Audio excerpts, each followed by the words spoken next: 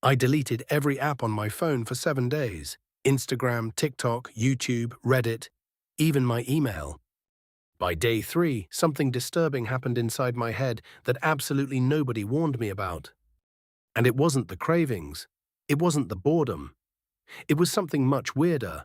And once you hear it, you'll understand why most dopamine detox videos are lying to you by accident. Here's where I started. I was checking my phone around 140 times a day. I know this because I screenshotted my screen time before I began, and the number was honestly humiliating. 9 hours and 42 minutes of screen time on a Tuesday. I'd open Instagram, close it, and then open it again 12 seconds later without remembering I'd just been there. My attention span felt like a wet paper towel. I couldn't watch a movie without pausing to scroll. I couldn't read a page of a book without checking notifications. So I bought into the whole dopamine detox thing. 7 days. No social media, no streaming, no news. Just work, walks, food, sleep, and a paperback book I'd been meaning to finish since 2022. Day 1 was easy. Honestly, I felt like a monk. I made coffee, I sat with the coffee, I actually tasted the coffee. I felt smug. I texted a friend that I was doing a detox, then I remembered the detox meant I shouldn't be looking for things to text people about. So I put the phone face down and felt extra smug about that too. The first 12 hours of any detox is basically a personality. You're not detoxing yet, you're performing. Day 2 is when the cracks showed up. I reached for my phone roughly every 90 seconds. Not because I wanted anything specific, but because my hand had learned a rote. Pocket, pocket, pocket, pocket. It was like watching a dog look for a toy that isn't there anymore. I started doing weird substitute behaviors. I refreshed my email in my head. I opened the fridge and stared into it like it was a feed. I picked up a pen and clicked it 40 times in a row. The cravings weren't for content. They were for the click, for the tiny, predictable hit of newness. That's when I realized something uncomfortable. I wasn't addicted to apps. I was addicted to not being where I was. Then day 3 came, and this is the part nobody tells you about. When the noise actually stopped, my own thoughts got louder. Not in a peaceful, monk on a mountain way, in a deeply unflattering, what is wrong with me kind of way.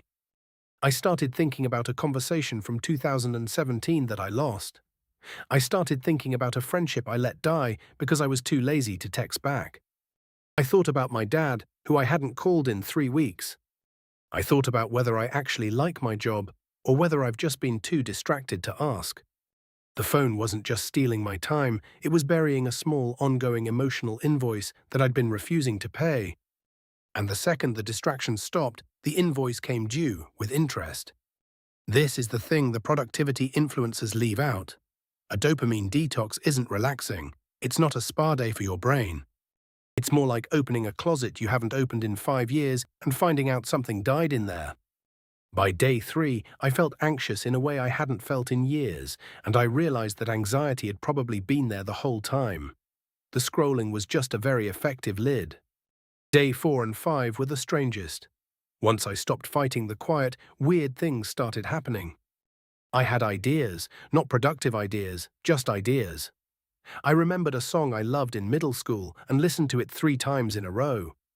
I noticed my neighbor has a basil plant. I sat on a bench for 40 minutes doing absolutely nothing and didn't die. I wrote 3 pages in a notebook without checking anything. My brain, which I had been calling broken for years, turned out to be fine. It was just overstimulated.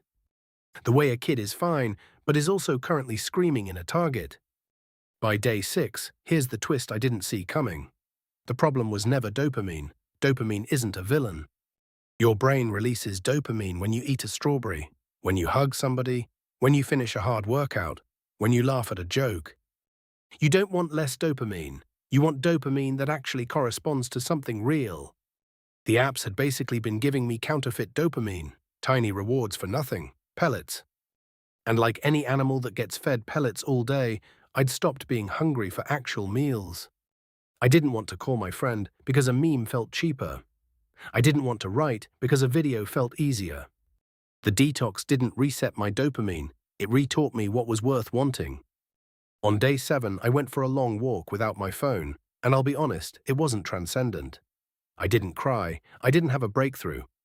I just walked, and I was bored for about 20 minutes. And then I wasn't bored anymore, and I noticed that the sky was doing this absurd pink thing over the buildings. And I thought, oh, this is what I've been trading away, 12 seconds at a time, for 4 years. So here's what nobody tells you about a 7-day dopamine detox. 1. The first 2 days are an act. Don't trust how good you feel. 2. Day 3 will introduce you to a version of yourself you've been hiding from with content, and that meeting is not optional. 3. The goal isn't a brain with less dopamine. The goal is a life where the things that deserve your attention actually get it. And 4. The part that surprised me most. When I reinstalled the apps on day 8, I didn't feel powerful or cured. I felt like someone who had just gotten out of a bad relationship and was being asked to move back in. Within 48 hours, I was at 3 hours of screen time, not 9. Not because I was disciplined, because I finally remembered what I was choosing between. If you take one thing from this, take this. You don't need a 7-day detox. You need 1 honest hour. Put the phone in another room, set a timer for 60 minutes, and just sit with whatever shows up. If nothing shows up, congratulations, you're free. If something shows up, that thing is your actual life trying to talk to you, and it's been waiting a really long time for the noise to stop.